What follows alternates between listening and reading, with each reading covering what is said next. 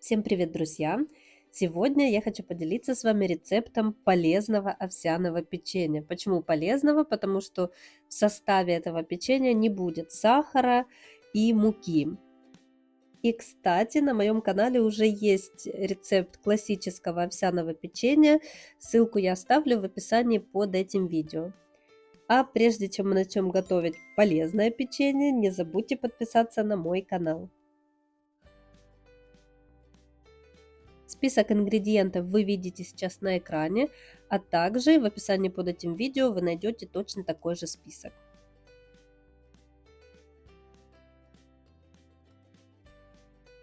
Печенье мы будем готовить на основе овсяных хлопьев.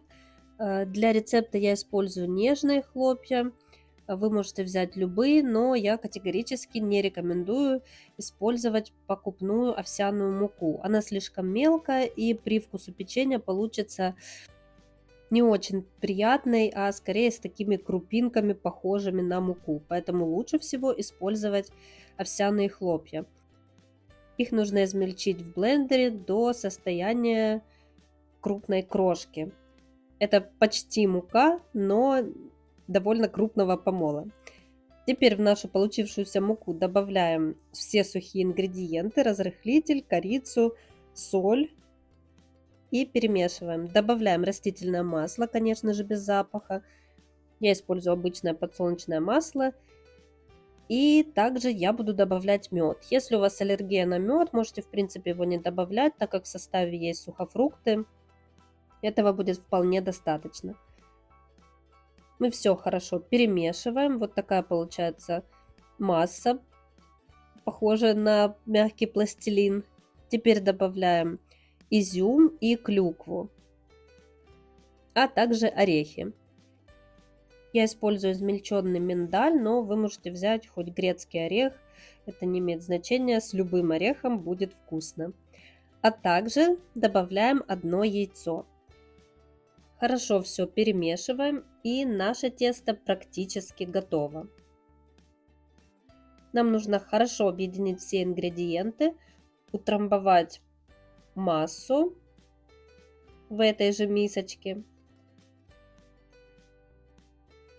Накрываем эту массу пищевой пленкой и убираем в холодильник на несколько часов, для того, чтобы овсянка напиталась всеми ингредиентами и тесто получилось более однородное. Так, прошло 2 часа, тесто стало плотнее, и теперь можно будет с легкостью сформировать печенье, которое мы впоследствии будем выпекать. Влажными руками берем кусочек теста, скатываем шарик или формируем такие шайбочки. Мне проще всегда делать шайбочки. И выкладываем все на подготовленный противень, застеленный пергаментом. Я еще раз хочу напомнить, что в любом рецепте вы можете заменять ингредиенты на аналогичные, которые используются в рецепте. Например, если в рецепте идет изюм, то, естественно, вы можете добавить клюкву или вишню сушеную. На вкус это никак не повлияет. Поэтому, если по рецепту я добавляю изюм и сушеную клюкву, вы же можете добавить только изюм. Точно так же и с орехами. Если вдруг в составе вы видите орехи кешью или миндаль, а у вас есть только грецкий орех, пожалуйста, готовьте с грецким орехом.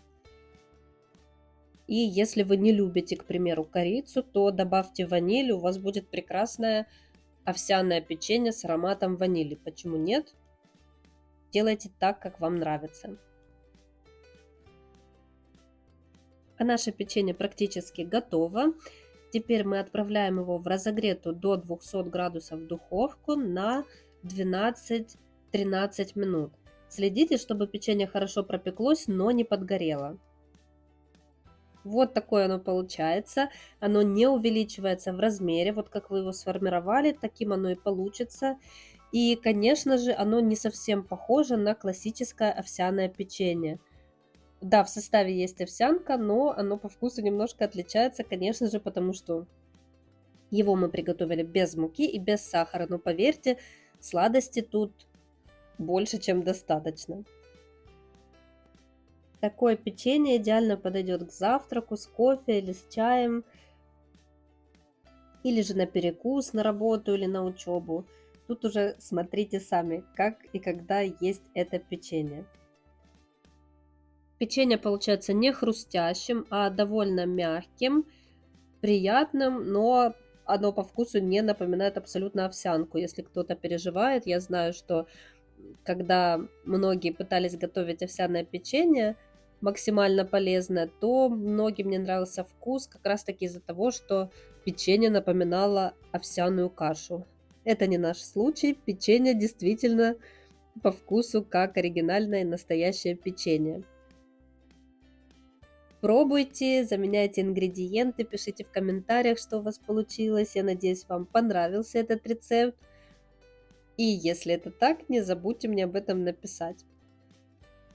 А я напоминаю, что видео на моем канале выходят по вторникам и пятницам.